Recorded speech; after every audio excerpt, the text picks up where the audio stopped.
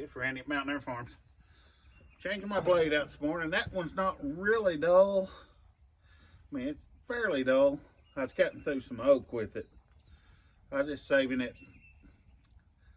If they're not broke or bent teeth or whatever, I kind of save them just in case I run out of blades. I'll have something as a backup.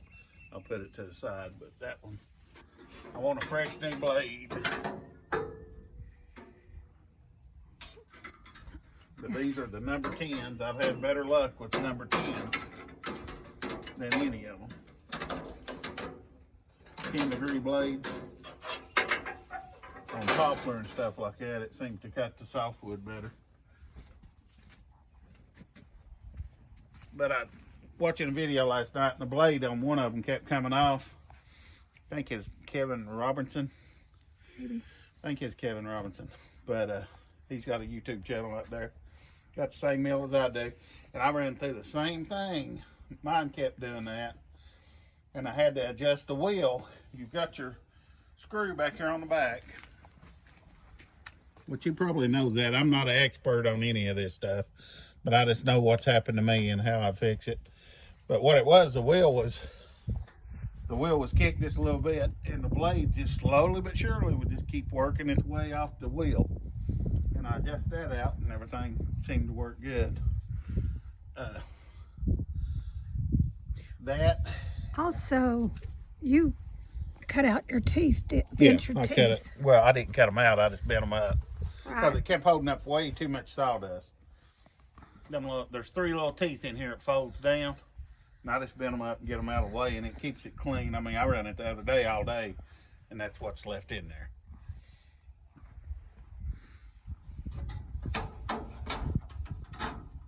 But that's on that. And one other thing that I was doing when I would go through the log with my cut and bring it back, I wouldn't raise it back up any. I'd just drag it back, and it was pulling the sawdust back off of it.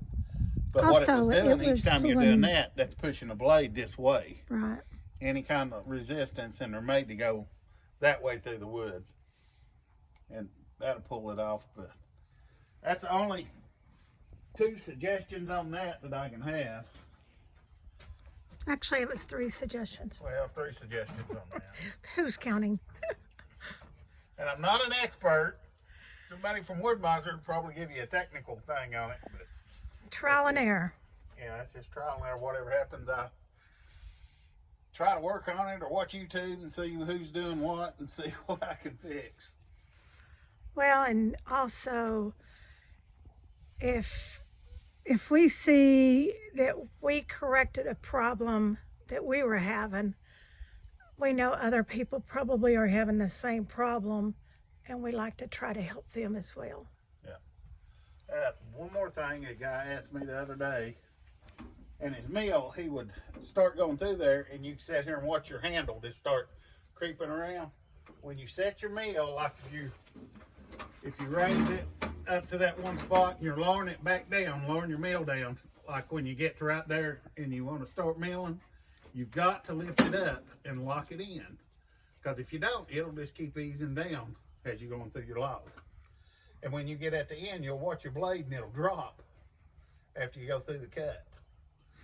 So just when you're coming down to your position where you want to be, get it and then just click it up and let it lock back into place. And that way your gear will hold it here on the side. It won't let it just ease down. You learned that also through trial and error too. Yeah, I did. Then I saw that one guy doing it the other day, and I'm going, That's your I problem. need to put that out there for him. And I think I even went on his page and told him about it, because I wish people would tell me about things. Yeah, in this business, we're not really competitors. We all try to work together. I feel like, we're out here to help each other work together because, it's not a competitive thing. It's not a competitive business. And lots of times it's safety. Well, I don't care if it's competitive. If it'll save anybody time, I don't care. Right.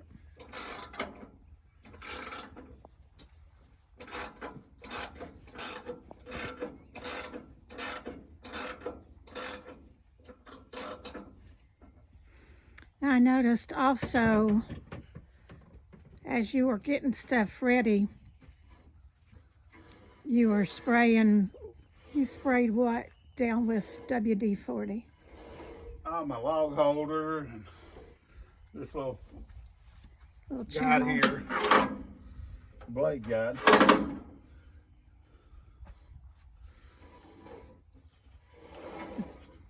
Just keeps everything Yep, moving everything's good. lining up and running good. Well, But today's my first day on my other cabin build. I'm going to start cutting all my lumber today and tomorrow and probably Saturday. Then start assembling the walls and the floor. Because it's a little bit farther out. I'm going to try something new. Just pre-assemble some of it so it'll save me a little bit of time when I get there. yeah, because we'll have about an hour, hour and a half drive to this one. We'll have every bit of an hour and a half, 2 hours. Right. So, Let's try to save a little bit of time.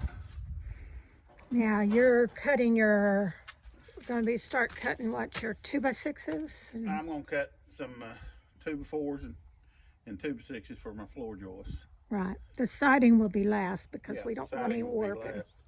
I don't like cutting it and letting it lay around because it'll start, you start cutting like the 1/2 inch siding and your battens are 1 inch thick, but the 1/2 inch siding, if it lays there too long, it'll start warping. If you can cut it and get it up, it'll be there just like it is. But that's what we're doing today. She'll come back out here, turn it back on here in a minute when we're milling. But we're going to put that video out there because I told him I would this morning. So, But that's all I've done.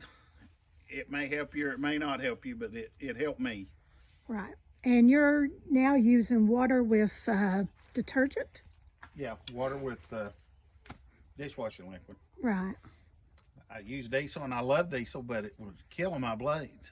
Right. I Or love using belts. diesel. It just kept everything lubed up and everything milled so pretty, but it just Was it? eating my belts up. Yeah, your belt's up, not your blades. Not my blades, my belts. Alrighty. Because it gets aggravating when